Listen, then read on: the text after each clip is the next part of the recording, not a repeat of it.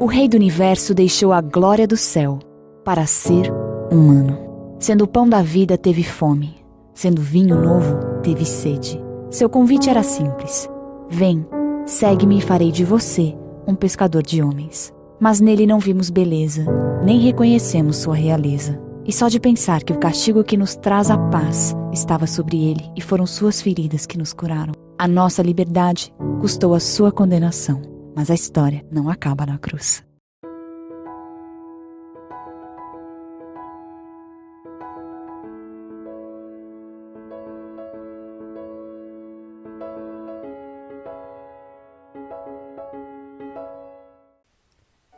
Olá pessoal, feliz sábado, sejam todos bem-vindos à recapitulação da lição jovem de número 13, Identidade Adventista.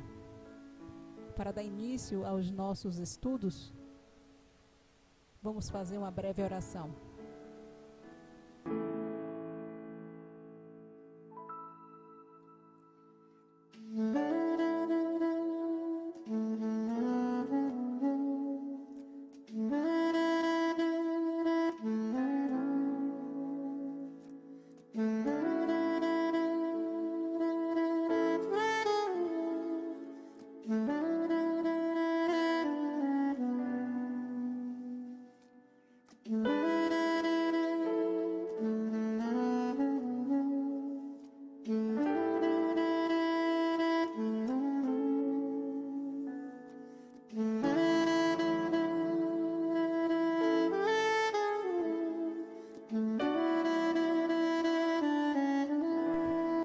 Bem, o nosso texto-chave está no livro de Daniel, capítulo 9, versículo de 20 a 27. E para a introdução do nosso estudo de hoje, vamos recapitular o dia 21, que fala sobre o relacionamento e crenças. Oi, gente, feliz sábado. Estamos aqui, para recapitular a lição da nossa escola sabatina, o qual essa semana nós falamos sobre a identidade adventista. E eu fiquei com a parte de relacionamento e crença. Eu achei muito interessante, porque aqui fala em que na época em que vivemos, é importante a gente ser aceito em um grupo. Só que tem alguns grupos que a gente precisa defender as crenças, mas as pessoas, elas não estão nem preocupadas com isso, elas aceitam porque quer entrar em uma comunidade, quer conectar-se com pessoas, mas nós como os cristãos, a gente tem a nossa crença. Então, quando a gente decide entrar em um grupo assim, ou fazer uma comunidade, a gente tem que estar atento, porque esse relacionamento nosso não pode afetar a nossa crença, porque não é o caso de relacionamento ou crença, mas é relacionamento e crença, O Senhor, Ele deseja, que vivamos consequentemente em uma comunidade, mas que essa comunidade esteja alicerçada na verdade e que não deixemos nos contaminar. E voltando aqui para a identidade adventista, eu queria dizer o seguinte: todos nós temos a nossa identidade, e eu não sou muito fã da minha por causa da foto, E quando eu apresento a minha identidade, eu mostro logo a outra parte, onde fica a data de nascimento, onde fica o número de registro. É isso aí, mas a gente tem a nossa identidade cristã. E um dos relacionamentos mais importantes da nossa vida é estarmos seguros, da nossa crença. Existem alguns elementos, e um dos elementos mais importantes para uma vida espiritual assim bem alicerçada, robusta, é a certeza de quem somos. E quem somos? É nisso que a lição vai nos mostrar e nos indicar quem somos. Somos adventistas do sétimo dia, mas de onde viemos? Quando nascemos? Qual é a nossa naturalidade? Tudo isso tem uma identidade.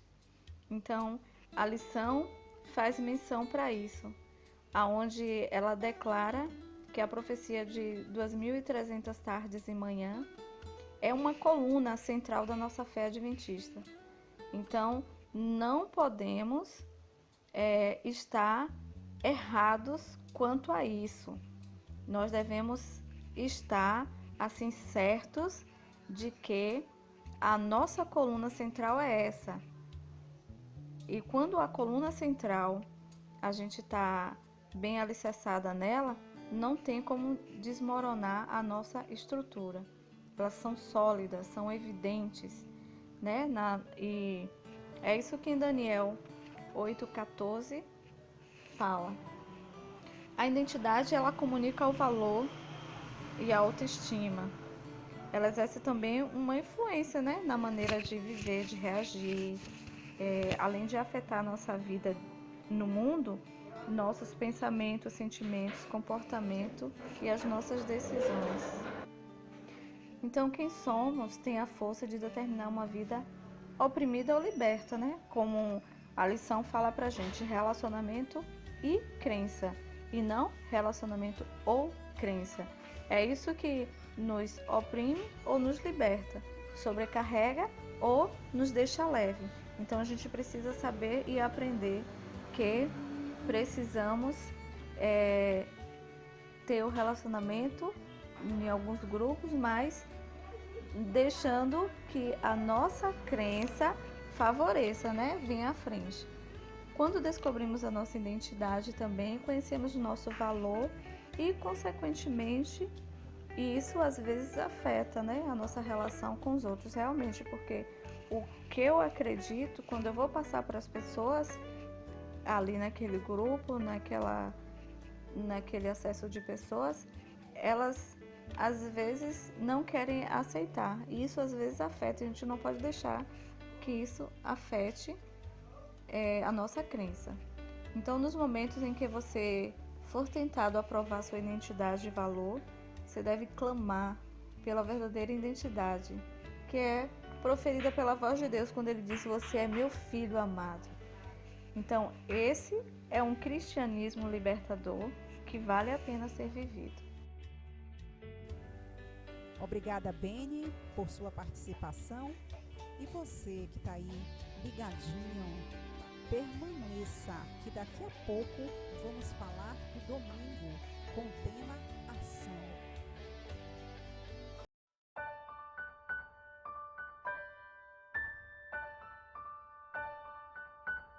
Cristo deu a vida por homens e mulheres pecadores. Desejava salvar a raça de uma vida de transgressão para a vida de obediência e justiça. E aos que o aceitam como seu Redentor, ele oferece a mais preciosa recompensa que o céu pode outorgar, isto é, a herança da vida eterna. Podemos recusar os convites que Cristo nos envia, podemos negligenciar seu oferecimento de perdão e paz. Permanece, porém, um fato, que cada um de nós foi comprado por preço, o precioso sangue do Filho de Deus. Consideremos todos isto. Mensagens Escolhidas, volume 1, página 100.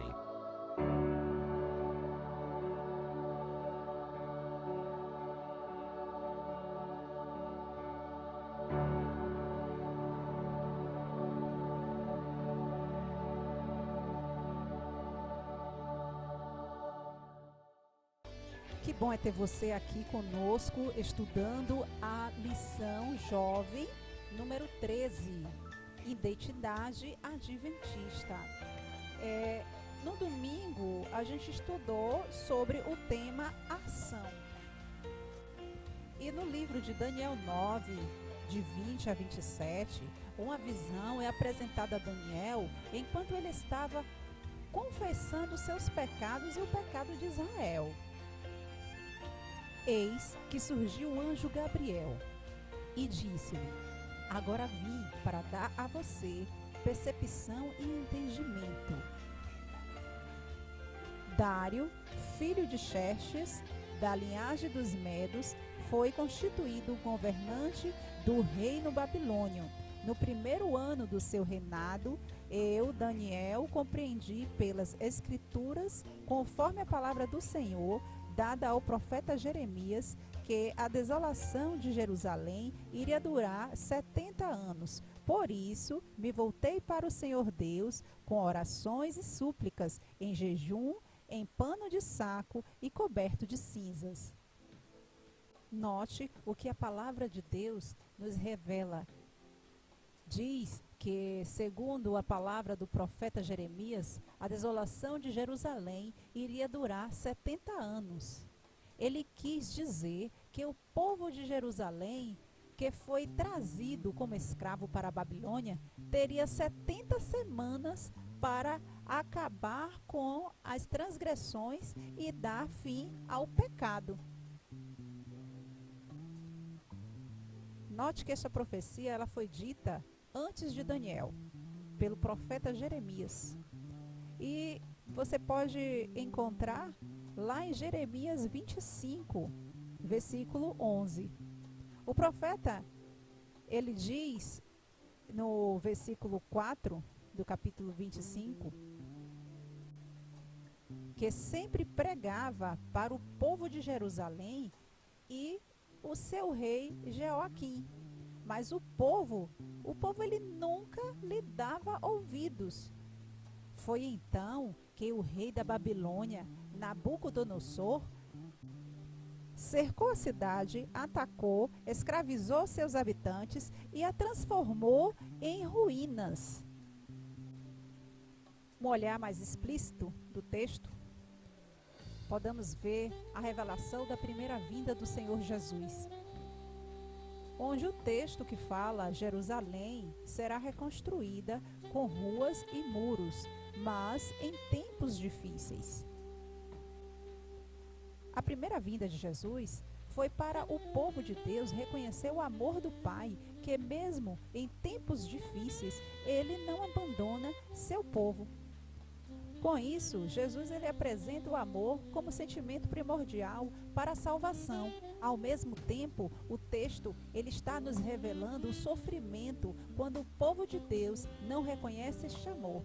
Olá, jovem adventista, que bom que vocês estão aqui ligados, recapitulando a lição conosco, já recapitulando uma boa parte e dentro de alguns instantes vamos estar recapitulando os dias 23, 24 e 25 com os temas Fundamentos no Messias, examinando Daniel 9, 20, 27 e Conexão. Já já estaremos de volta.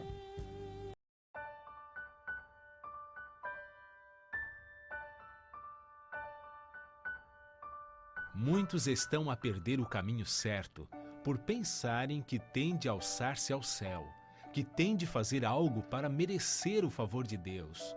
Procuram tornar-se melhores por seus próprios esforços, desajudados. Isso jamais conseguirão realizar.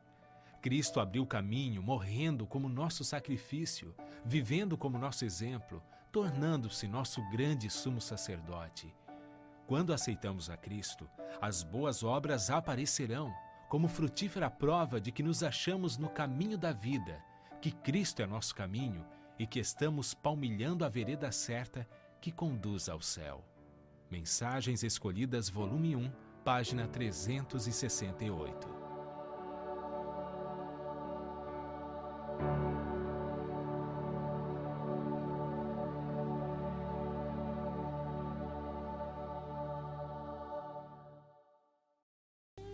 Mais uma vez, estamos de volta para a recapitulação da lição de número 13, Jovem Adventista. E temos agora uma convidada de lá da FADBA, a nossa amiga, a nossa irmã, Jaine. Seja bem-vinda, Jaine. Jaine vai estar recapitulando a lição agora conosco. Vamos lá agora estudar e recapitular a lição da escola sabatina dessa semana. O que você faria se você soubesse que o mundo acabaria em 2 anos? Você ficaria calado ou avisaria as pessoas? O ano de 1844 impactou os Estados Unidos com um movimento liderado por Guilherme Miller, o qual acreditava que o mundo acabaria naquele ano. Guilherme Miller nasceu em 15 de fevereiro de 1782 em Pittsfield, no estado de Massachusetts, nos Estados Unidos, numa família piedosa e modesta. Ele casou-se aos 21 anos e se instalou em Vermont. Ele era um homem culto e com grande sentimento de justiça. Ele cumpriu a função de juiz e de xerife daquela localidade que ele vivia, e ele não era um cristão devoto. Porém, após os horrores da guerra que presenciou entre 1814, ele repensou a sua vida e começou a levar a sério a religião. E certo dia, ao frequentar a igreja do seu tio, que era pastor da igreja batista, ele foi convidado a ler a pregação em substituição do diácono daquele dia.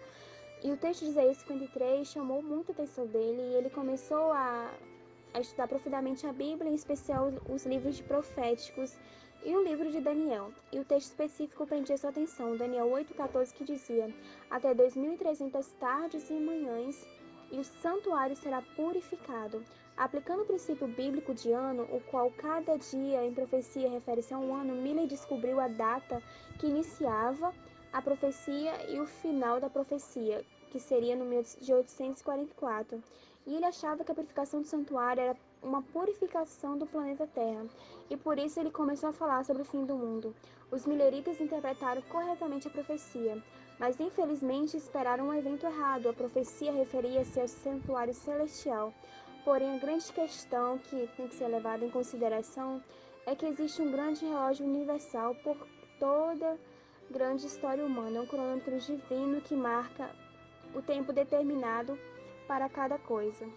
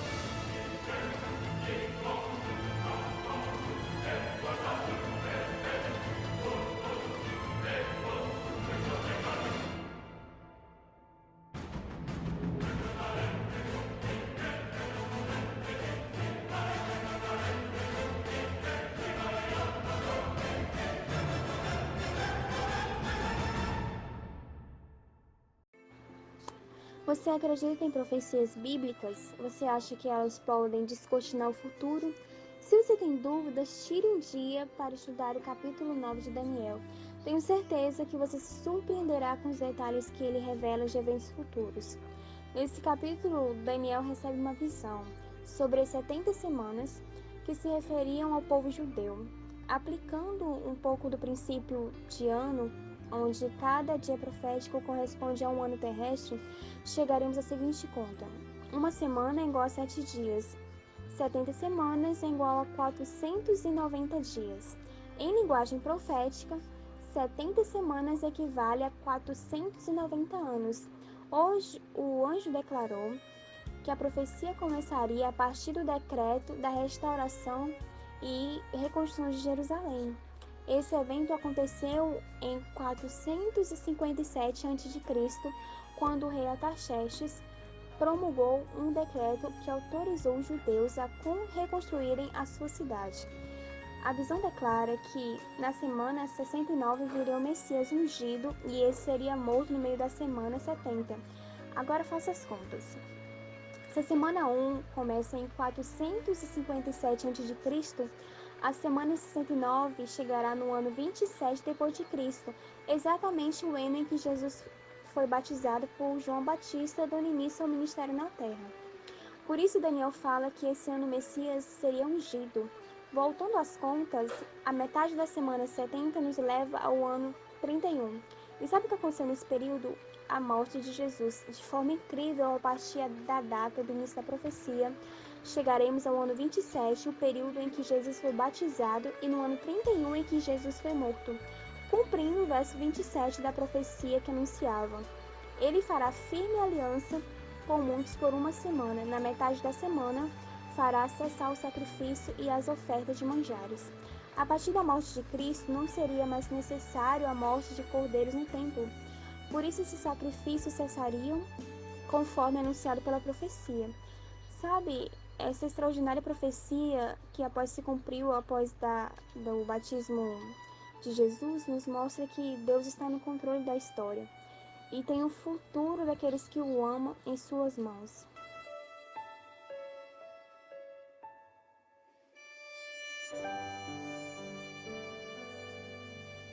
Muito obrigada, Jaine, por esta ilustre participação. Que Deus te abençoe, continue te abençoando, te guardando e te dando sabedoria para estar transmitindo a mensagem de Deus para todos que ainda não a conhecem. E para continuar nosso estudo, vamos convidar mais um jovem adventista, o Tadson. É com você, Tadson.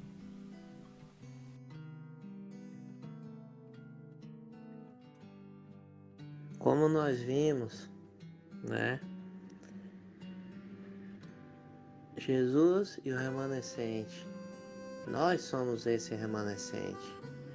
Como nós vimos, tanto nos livros de Daniel, no 8 e no 9, tudo é encontrado, a relação, tudo retrata a esse tempo. E mais do que tudo, nós temos que mostrar ao povo que está tendo um juízo, esse juízo investigativo. Cada momento as pessoas estão sendo observadas. Mas por quem? É só por aqueles que vigiam nós, os policiais, como exemplo, como investigadores? Não. Há um Pai lá no santuário celestial que está investigando a cada um de nós. E não podemos esquecer que nós somos esse remanescente. Somos nós que temos que levar essa mensagem de esperança na vida de muitos. Jesus está às portas. Só que Jesus nos pede para nós sermos a igreja da profecia, que mostra que tudo que Daniel falou sobre as 70 semanas, que começou lá no decreto de Jerusalém, sobre a mudança, como Guilherme Miller falou no início, lá estudando Daniel 8,14, ele não ia voltar no tempo de Guilherme Miller. Ele vai voltar quando se concluir e nós sermos esses anjos para levar essa mensagem. Guarde sempre isso. Nós é que somos diante de outros e a gente tem que resgatar que nós somos a igreja da profecia. E que cada um de nós possamos mostrar que Jesus está lá no Santíssimo, intercedendo por cada um de nós, mas ao mesmo tempo Ele está fazendo o papel de juiz, observando as nossas vidas. E uma das partes que me chamou muita atenção foi justamente que, infelizmente, muitos não acreditam na doutrina do santuário. Muitos não acreditam que os adventistas retratam que Jesus está no Santíssimo. Eles não acreditam. E sim, o que a gente tem que observar é que a cada momento que está observando cada um de nós. Quando Daniel retrata, justamente, tanto em Daniel 8 Tanto Daniel 9 são os acontecimentos para agora. Então nós, por sermos os remanescentes, nós temos que levar essa palavra a muitos. E que cada um possa sempre lembrar dessa data, mesmo sendo um grande desapontamento. Temos que lembrar que Jesus nos colocou nessa missão, levar a sua mensagem e mostrar ao povo enquanto há tempo, que Jesus está dando tempo para se arrepender. Que Deus nos abençoe, nos guarde e nos proteja. Sempre.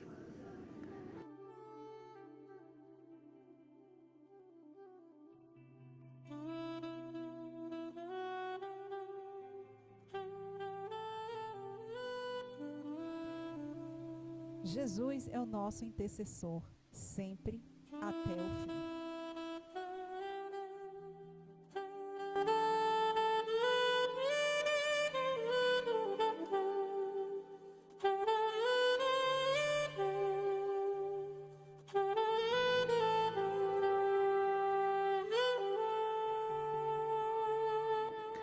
Como nós podemos ver, está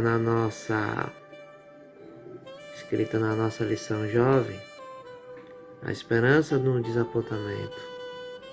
Na época de Guilherme Miller, quando ele escreveu direitinho naquela data de 1844, ele pensava, como todos os outros que estudavam a Bíblia junto com eles, que era justamente, e os ouvintes daquele tempo, que ele pensava que Jesus ia voltar no tempo dele. Mas aí a gente pode pensar e entender que Jesus não voltou. O que Jesus fez foi uma coisa perfeita.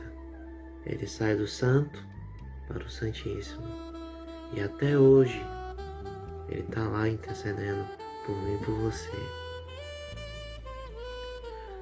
Aí você faz a pergunta. Guilherme Miller, ele escreveu tudo certinho. Só que só foi um detalhe que ele errou. O que foi citado no início. Ele só errou a conclusão. Ele pensava, como muitos pensavam, que Jesus ia voltar no tempo dele. Mas Jesus não voltou. Por quê? Porque ele vai voltar agora, nos últimos dias desse mundo. Você pode até estar se perguntando, muitas vezes,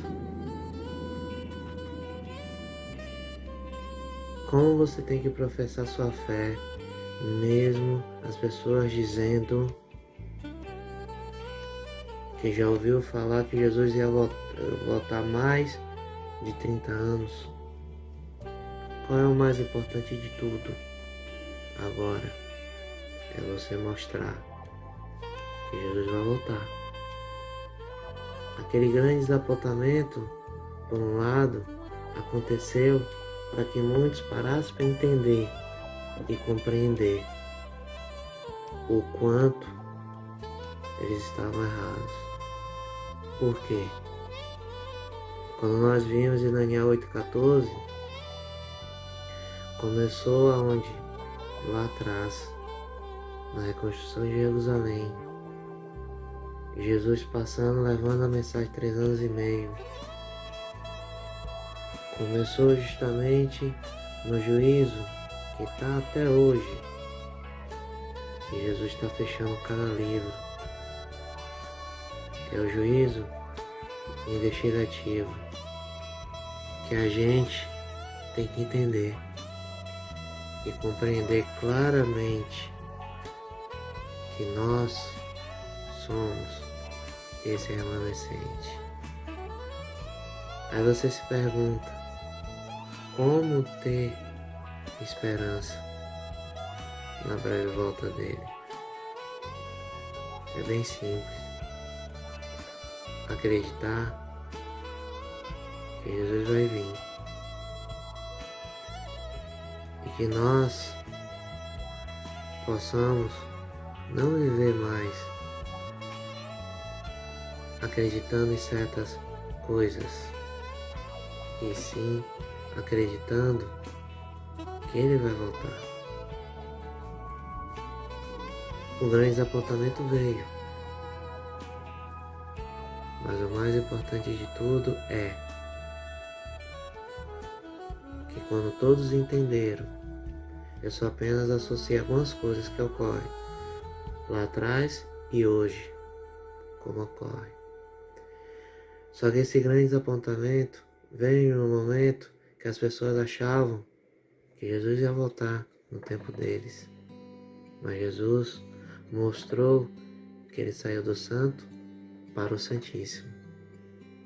Tudo isso, e o mais importante é que Ele vai voltar no nosso tempo. Queira você aceitar ou não. É assim, irmãos.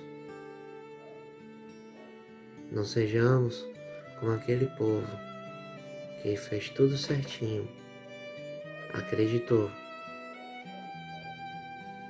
Que possamos estar sempre guardando em nossos corações e nos preparar para receber esse grande Pai que nos ama. Que Deus abençoe a todos.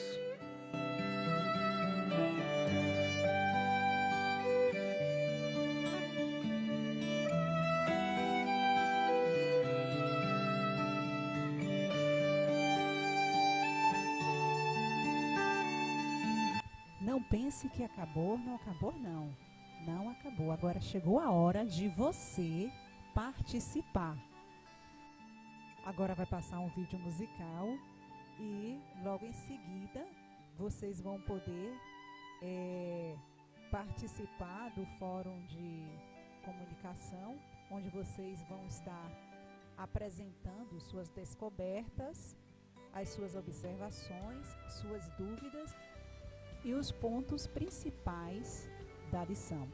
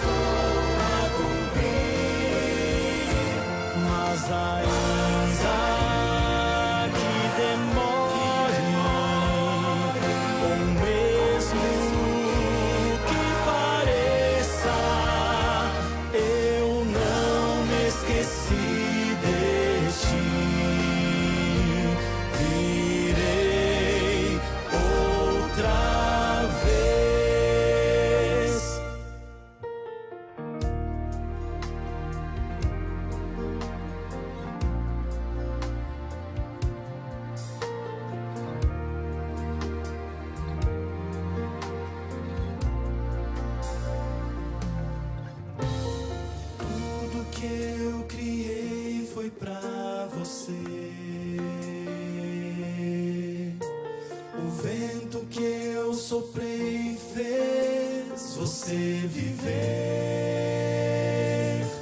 E um dia contemplando o que eu construí,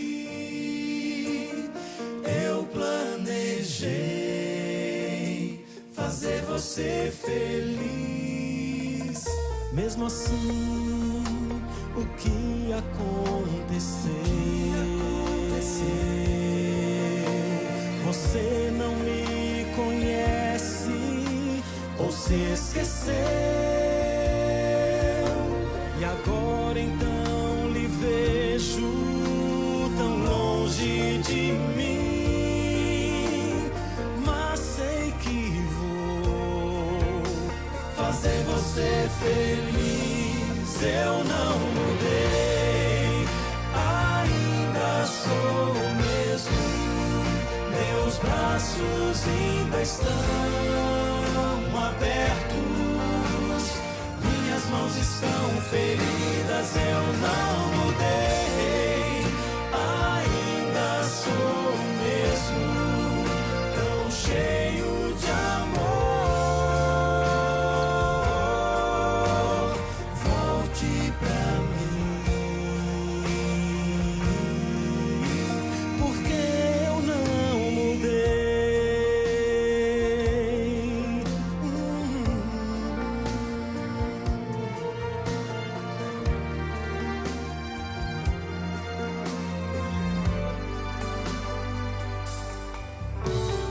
Toda vez que olho pra você, percebo a obra-prima que eu criei. Vejo cada traço que um dia desenhei. Eu quero ver você viver feliz. Eu não mudei, ainda sou o mesmo. Meus braços ainda estão abertos, minhas mãos estão feridas. Eu não mudei, ainda sou o mesmo, tão cheio de amor. Volte pra mim, porque eu não mudei. Mas ainda